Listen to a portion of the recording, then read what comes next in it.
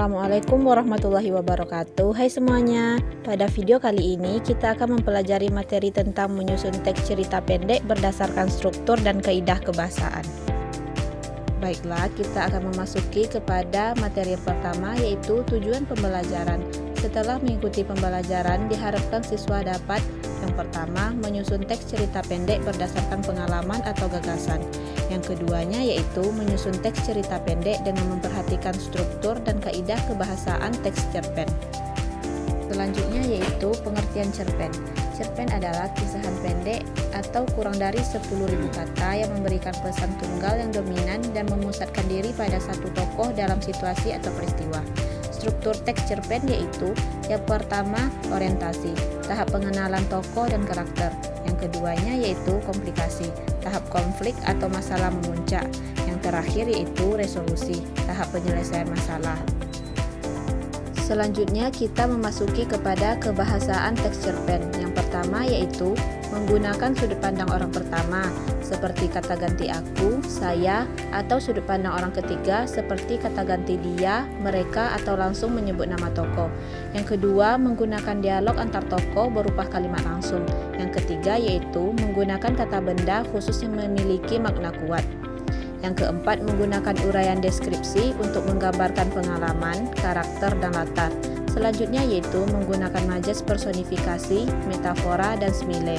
Yang terakhir yaitu menggunakan pertanyaan retoris atau pertanyaan yang tidak membutuhkan jawaban. Dan materi yang selanjutnya yaitu 5 langkah menyusun teks cerpen. Yang pertama, menentukan tema atau ide cerita. Yang kedua, menentukan sudut pandang. Yang ketiga, menentukan perwatakan. Yang keempat, menentukan latar atau setting. Dan yang terakhir yaitu menyajikan peristiwa. Materi selanjutnya yaitu menentukan tema atau ide cerita. Ide cerita dapat diperoleh dari pengalaman pribadi, pengalaman menarik atau pengalaman yang mengesankan. Misalnya pengalaman pertama yaitu pengalaman naik sepeda.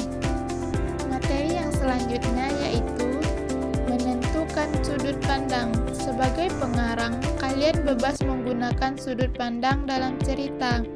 Yang pertama ada sudut pandang orang pertama pelaku utama, yaitu aku atau saya sebagai pelaku utama.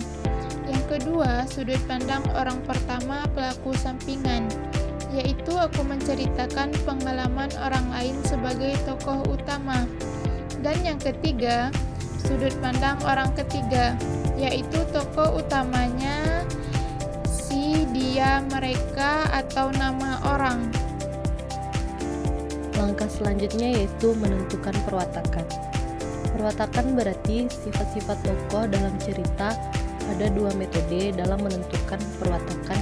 Yang pertama yaitu metode analitik dan yang kedua adalah metode dramatik.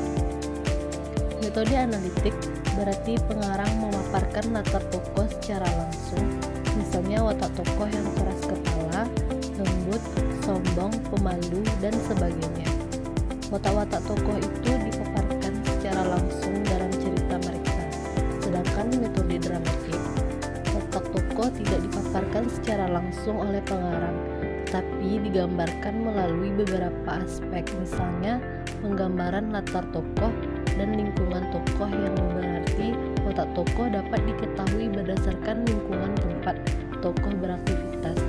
Contohnya tempat yang rapi, bersih, berantakan, dan sebagainya. Selanjutnya bisa juga melalui penggambaran fisik tokoh, yaitu tokoh yang pendek, langsing, berpakaian yang rapi, dan sebagainya. Watak tokoh juga digambarkan melalui cakapan.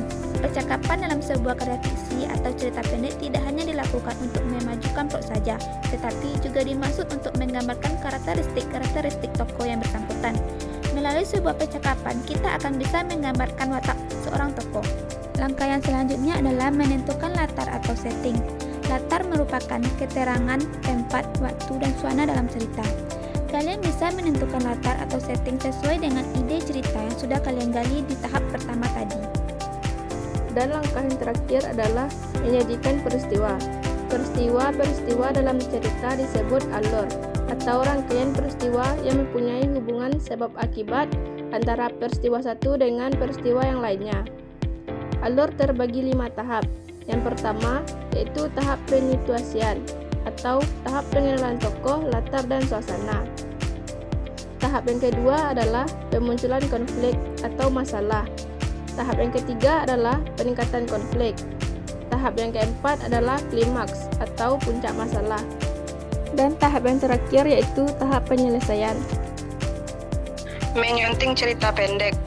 Unsur-unsur yang perlu disunting adalah A. Kesalahan tulis, B. Ketepatan ejaan meliputi tanda baca dan huruf kapital, C. Ketepatan diksi, D. Keefektifan kalimat, E. Keterpaduan paragraf.